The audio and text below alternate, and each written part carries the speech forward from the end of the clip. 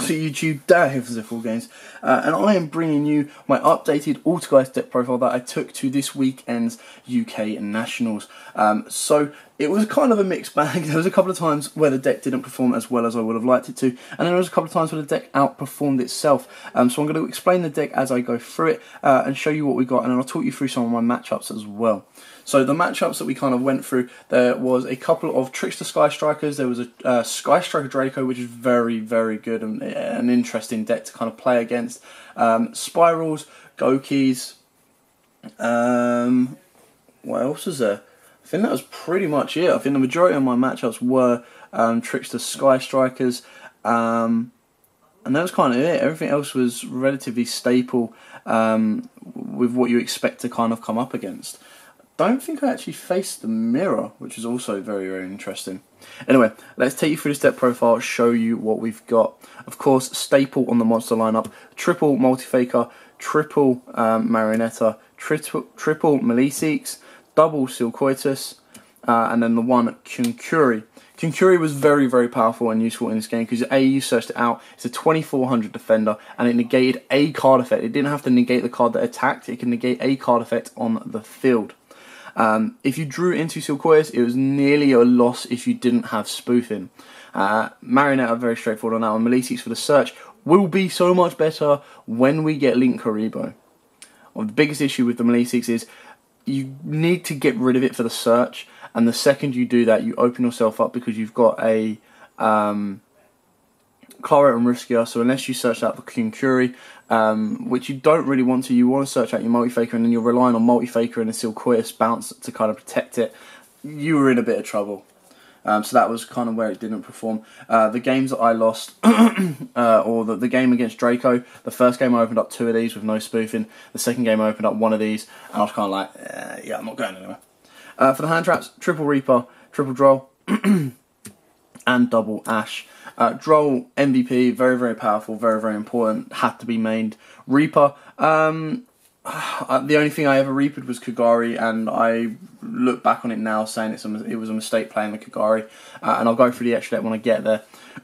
So Reaper would have been useful in certain scenarios, but in this scenario it didn't really, it probably won me 1 game, and then other than that it was 9 times out of 10 either sided out or not used. And like I said, when I get to the extra deck, I'll show you why the Kagari was probably a mistake on my behalf. For the spells, we've got 2 Pot of Duality and the 1 Pot of Desires. You know, you're going to be playing anti-spell, you're playing Imperial Order, you don't want to be relying on your spells too heavily, and these kind of did enough jobs in the deck as I needed them to do. I upped my spoofing to triple spoofing because it's not searchable, so if it was searchable, it would be dropped down to 2. Triple Impermanence, because if I ever did have to go second, Impermanence was always very, very powerful, because if you activate this during your opponent's turn, you then got a free Multifaker out of your hand with a Silcoitus, so you already started the turn a monster up. Then we've got 2 Manifestation and 2 Protocol. I did used to play 3 Protocol, I dropped it down to 2 because of the searchability of it and the recyclability of it as well. It wasn't really necessary to play 3, and in honesty I don't think I ever missed a 3rd throughout the entire tournament. We've then got 2 anti-spell. You could argue of playing a 3rd, but then it also has odd chances that if you don't go first, anti-spell's not as relevant. But if I opened up anti-spell and Imperial Order, it was a game win for me. Double Torrential Tree, people just don't expect this, and if it survives till someone summons and overextends, I actually won a game for this because my opponent overextended. He had Tricksters, he had one of the Link monsters out, and then he had 2 Lycris on board. He bounced the Lycris back to do additional damage, and then during main phase 2, he got greedy and normal summoned the Lycris, again, the second Lycris, to burn me out during my draw phase, and then obviously I TT'd and just completely reset the board. 1 Imperial Order, game win against Trickster Sky Strikers if you opened this up, especially with anti-spell, because you would activate anti-spell, your opponent will go, okay, Twin Twister, and you go Imperial Order, and you know, there's no, and if they had another Twin Twister, that's 4 cards out of their hand, they're then playing the game with 2 cards, so they weren't going far. And then I've got the Solemn Brigade, but only 1 of each, 1 Judgment, 1 Warning, 1 Strike. This was just because obviously the new time procedures, you don't really want to be paying huge amounts of money, so going first they're fine, but then as soon as you started to go second or anything further than that, as soon as you started going closer to time, you would then be siding them out. Now onto the extra deck. We will move straight forward on these because this is quite fast. We've got the Mermaid, of course, for the Ibli. We've got the Sky Striker Ace Kagari. Now this was a mistake because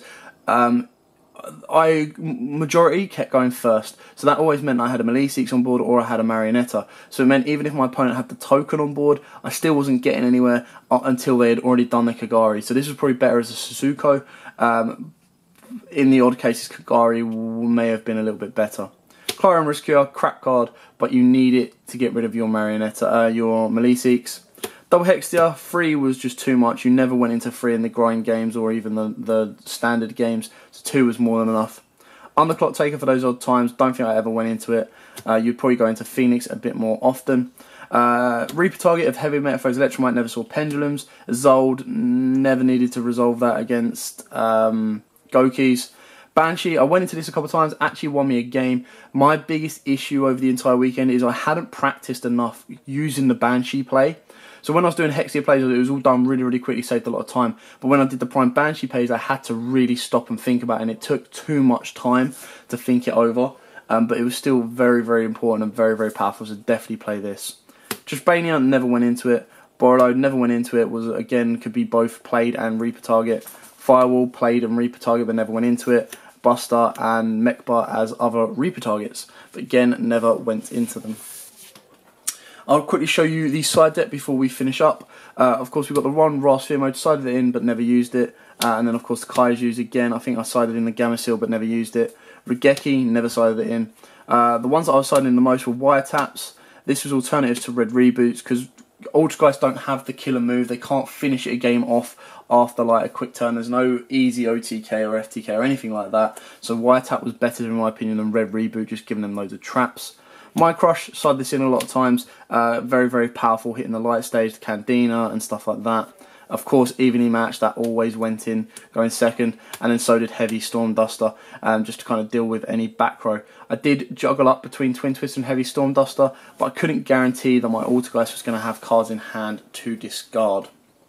Anyway, that is it for the deck profile. Very, very straightforward and very, very interesting. There are a couple of changes that I'll probably make to it. I'll have to look through it and analyse where it went wrong over the weekend and then where it went right and keep them and change the others. But for now, thanks for watching. Don't forget to like, comment, subscribe, share, and until next time guys, as always, happy dueling. Also YouTube, thanks for watching that video. I hope you liked it. If you did, hit that like button. And of course, don't forget to hit that big red subscribe button in the bottom left hand corner and the notification bell so you don't miss out on anything. We've got more deck profiles, duels, pack openings, and many more Yu-Gi-Oh videos coming up for you all year round. So don't forget to stay tuned for all of that. Thanks, and as always guys, happy dueling.